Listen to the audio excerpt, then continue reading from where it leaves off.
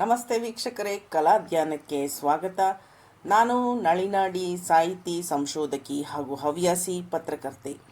ಇವತ್ತಿನ ದಿನ ಹಲಸೂರಿನಲ್ಲಿರುವಂತಹ ಕಾಳಿಯಮ್ಮ ದೇವಾಲಯಕ್ಕೆ ನಿಮ್ಮನ್ನು ಕರೆದೊಯ್ತಾ ಇದ್ದೀನಿ. ಈ ಆದಿಶಕ್ತಿ ದೇವಿ ಕಾಳಿಯಮ್ಮ ಇರುವಂಥದ್ದು ಹಲಸೂರಿನ ಸೋಮೇಶ್ವರ ದೇವಸ್ಥಾನದ ಕೆಲವು ಒಂದು ಅರ್ಧ ಕಿಲೋಮೀಟರ್ ಇರ್ಬೋದು ಬಹುಶಃ, ಅಷ್ಟೇ, ತುಂಬ ಹೆಚ್ಚು ದೂರದಲ್ಲೇನಿಲ್ಲ, ಸಮೀಪದಲ್ಲೇ ಇದ್ದಾರೆ. ಈ ಒಂದು ದೇವಾಲಯವನ್ನು ನಾವು ಗಮನಿಸಿದಾಗ ಅಮ್ಮನ ಒಂದು ಇತಿಹಾಸ ಭಾಳಷ್ಟು ಹಿಂದೆ ಹೋಗುತ್ತೆ. ಸುಮಾರು 150 ವರ್ಷಗಳ ಇತಿಹಾಸ ಈ ದೇವಸ್ಥಾನಕ್ಕಿದೆ. ಸ್ವಯಂಭೂ ಶ್ರೀ ಕಾಳಿಯಮ್ಮ ದೇವಸ್ಥಾನ ಅಂತಲೇ ಪ್ರಸಿದ್ಧಿಯನ್ನು ಪಡೆದಿರುವಂತಹ ದೇವಾಲಯ. ಇಲ್ಲಿ ಸಾಕಷ್ಟು ಮಿರಾಕಲ್ಸು ಪ್ರತಿಯೊಬ್ಬರಿಗೂ ಅಲ್ಲಿ ಹೋದವರಿಗೆ ಅನುಭವಕ್ಕೆ ಬರ್ತಾ ಇದೆ. 100 ವರ್ಷಗಳ ಕಾಲ ಆ ಒಂದು ಮಿರಾಕಲ್ಸ್ ನಡೀತಾನೇ ಇದೆ. ಇಲ್ಲಿನ ಹಿನ್ನೆಲೆಯನ್ನು ನೋಡಿದಾಗ 1980ನೇ ಇಸವಿಯಲ್ಲಿ ಈ ಒಂದು ದೇವಿಯ ವಿಗ್ರಹ ಸಿಕ್ತು ಅಂಥೇಳಿ ದಾಖಲೆಗಳು ಹೇಳ್ತವೆ. ಆಗ 9 ಇಂಚು ಇದ್ದಂತಹ ಒಂದು ಮುಖ ನಂತರದಲ್ಲಿ 1973ರಲ್ಲಿ 16 ಇಂಚು ಬೆಳೆದಿದೆ ಅಂಥೇಳಿ ಅಮ್ಮನ ಮುಖ ನೆಲಮಟ್ಟದಿಂದ, ಅಂದರೆ ಪಾತಾಳದಿಂದ ಮೇಲೆ ಭೂಮಿಯ ಮೇಲೆ 16 ಇಂಚು ಬೆಳೆದಿರೋದನ್ನ ಕಾಣ್ತಾ ಇದ್ದೇವೆ. ಅಲ್ಲಿ ಸಿಕ್ಕಂತಹ ಒಬ್ಬರು ಹಿರಿಯ ಹೆಣ್ಮಗಳು ಸಹ ಹೇಳಿದ್ರು. ಅವರು ಸುಮಾರು 65 ವರ್ಷ, 60 ಹೆಚ್ಚಿನ ವಯಸ್ಸಿನವರು. ಅವರು ಸಹ ಮೊದಲು ಕತ್ತು ಕಾಣಿಸ್ತಾ ಇರಲಿಲ್ಲ ಅಮ್ಮಂದು, ಈಗ ಕತ್ತು ಕಾಣ್ತಾ ಇದೆ ಅಂತ ಹೇಳಿ ಅವರ ಅನುಭವವನ್ನು ಹೇಳಿದ್ರು. ಸುಮಾರು 1500 ವರ್ಷಗಳ ಹಿಂದೆ ಬೈರಾಗಿಗಳು ಸಮಾಜದ ಒಳಿತಿಗಾಗಿ ಸಾಧನೆಯನ್ನು ಮಾಡುವಂಥವರು. ನಿಜವಾದ ಬೈರಾಗಿಗಳು ಸಮಾಜಕ್ಕೋಸ್ಕರ ತಮ್ಮ ಜೀವನವನ್ನು ಮುಡುಪಾಗಿಟ್ಟಿರ್ತಾರೆ.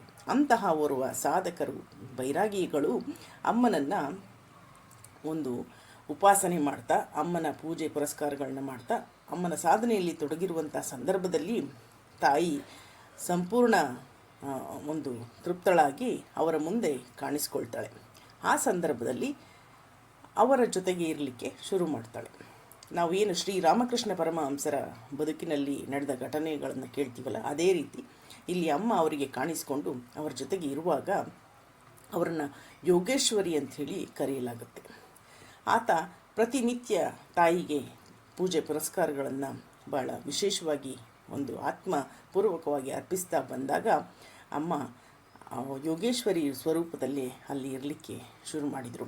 ಬೈರಾಗಿಯವರು ತನ್ನ ಜೀವನದ ಕೊನೆಯ ಘಟ್ಟ ಅಂತ ಗೊತ್ತಾದಾಗ ಆತ ಏನು ಮಾಡ್ತಾನೆ, ಯೋಗೇಶ್ವರಿ ಸ್ವರೂಪವಾದ ಅಮ್ಮನನ್ನು ತನ್ನ ಒಂದು ಅಂತಿಮ ಕಾಲಕ್ಕೆ ಮುಂಚೆ ಒಂದು ಸ್ಥಳವನ್ನು ಆಯ್ಕೆ ಮಾಡಿ ಅಲ್ಲಿ ಹೂತು ಹಾಕ್ತಾರೆ.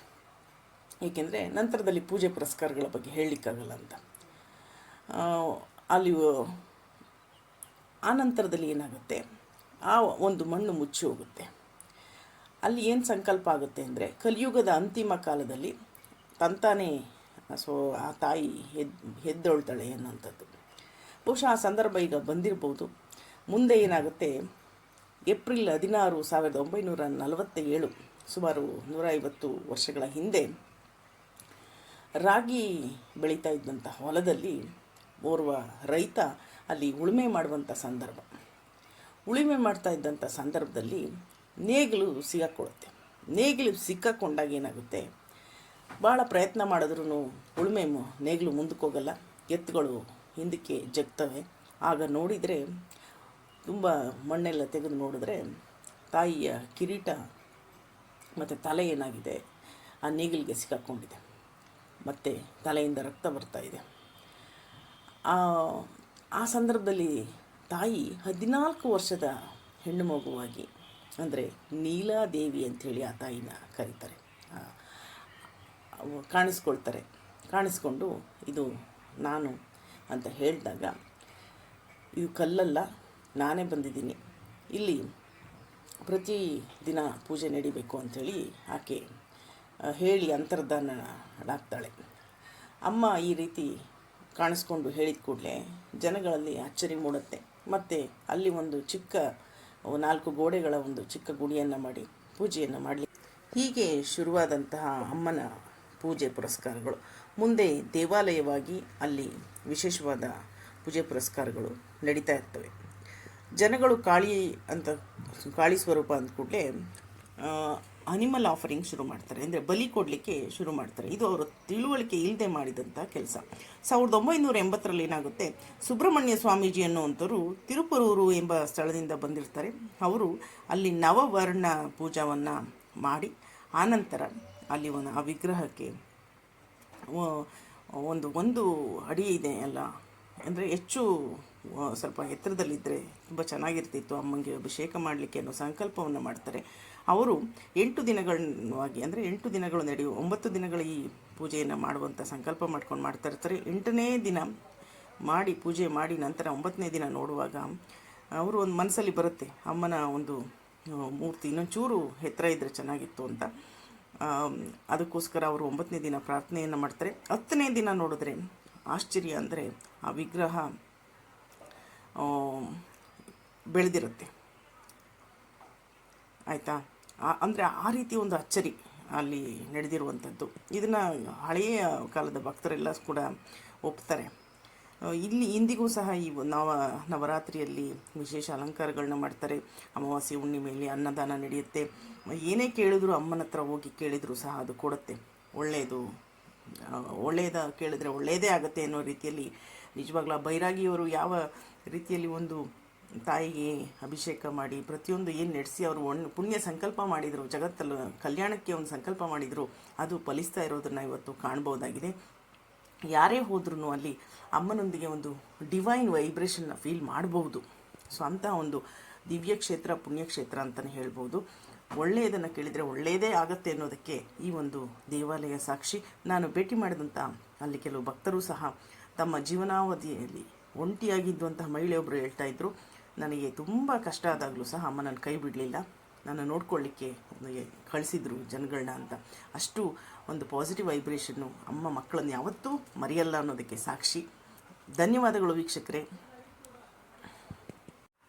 ನಮ್ಮೊಳಗೆ ಒಳ್ಳೆಯದಿದ್ದರೆ ಖಂಡಿತ ಅಮ್ಮನೂ ಸಹ ಒಳ್ಳೆಯದನ್ನೇ ನಮಗೆ ಮಾಡ್ತಾಳೆ ಅನ್ನುವಂತಹ ನಂಬಿಕೆಯನ್ನು ಪದೇ ಪದೇ ಇಂಥ ಪುಣ್ಯ ಸ್ಥಳಗಳು ನಮಗೆ ಭರಿಸ್ತಾ ಇರ್ತವೆ. ಆ ನಂಬಿಕೆಯೊಂದೇ ನಮಗೆ ನಾಳೆ ಸಹ ಇನ್ನಷ್ಟು ಒಳ್ಳೆಯದಾಗುತ್ತೆ. ನಮ್ಮ ನಾಡು ಸರ್ವರಿಗೂ ಸುಭಿಕ್ಷವಾದಂತಹ ನಾಡಾಗುತ್ತೆ, ಶಾಂತಿಯ ಬೀಡಾಗುತ್ತೆ ಎನ್ನುವಂಥ ನಂಬಿಕೆಯನ್ನು ಇನ್ನಷ್ಟು ಗಟ್ಟಿಗೊಳಿಸುತ್ತೆ.